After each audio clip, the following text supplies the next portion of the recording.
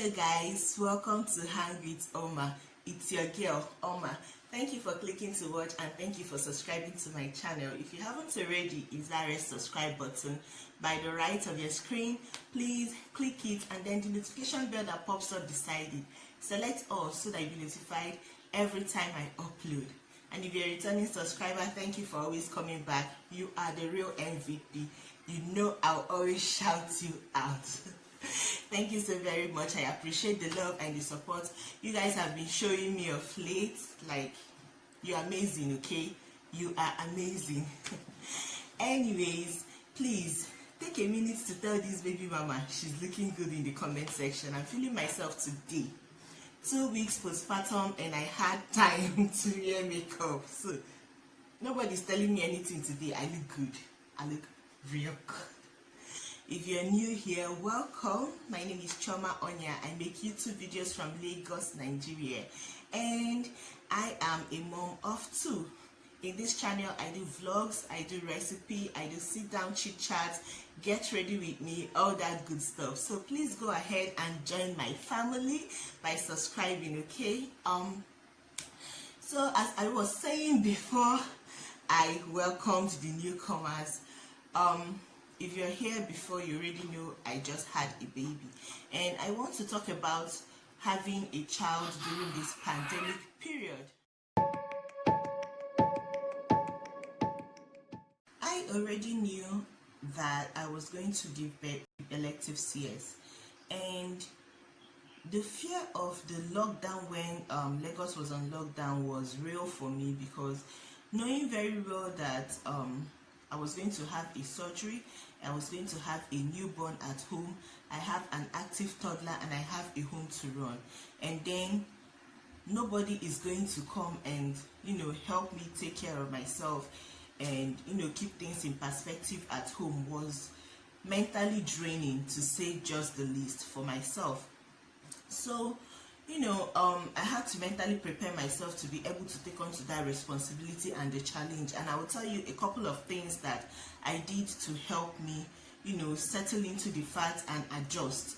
It's not like it worked 100%. It's not like it did everything for me. There were still struggles here and there, but you might find information in this video that will help you out if you are pregnant or you know someone that is going to have a baby during this period, okay? Firstly, mental preparation is very, very important. I had to prepare myself, of course, because I already knew I was going to have a surgery. So, mentally preparing myself, especially being the fact that I had already had that surgery before. So, to some extent, I knew what to expect. But even with that, I had a comprehensive discussion.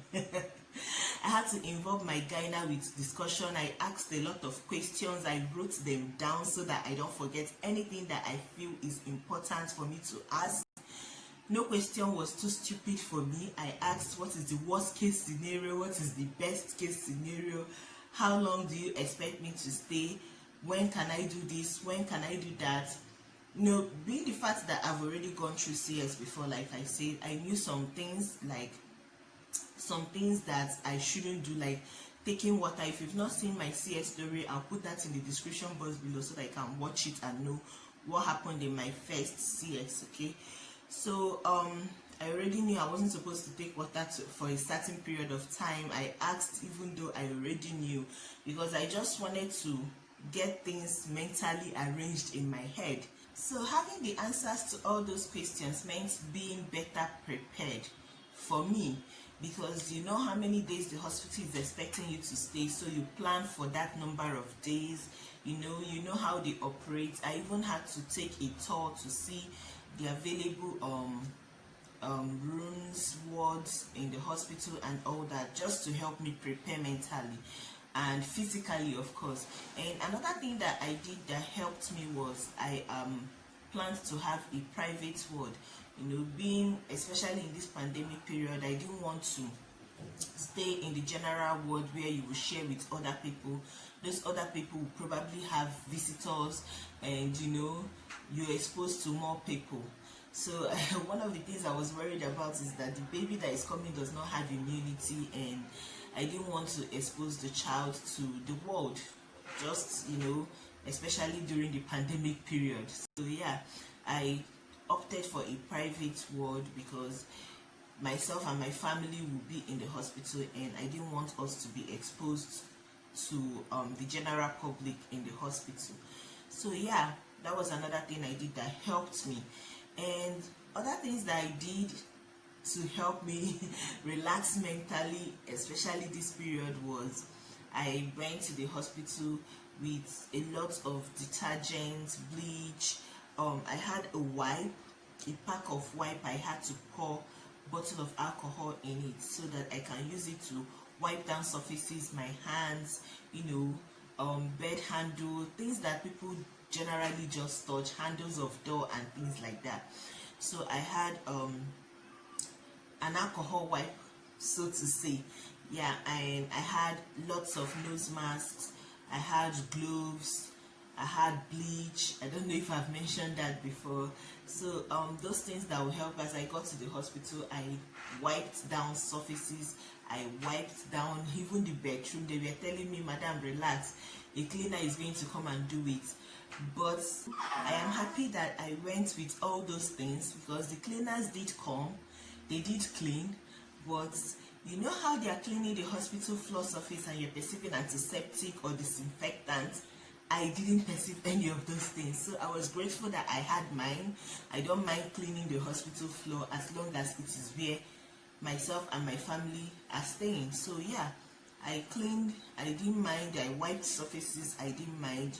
It was things that I did to help me mentally and physically relax.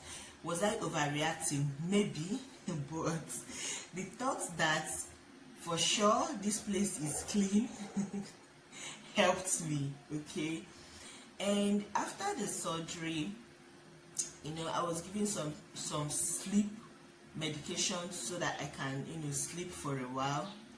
You guys, it was difficult for me to sleep. Even with the medication, I couldn't bring myself to just lie down and sleep. I was just so interested in knowing who comes in, who is touching the baby. They want to feed the baby. Can't you people just wait for me to wake up so that I will know what he's eating? Of course, he's going to be taking milk. I brought formula with me to the hospital. I wasn't lactating before I went in, so I knew that maybe the baby would need to take formula first.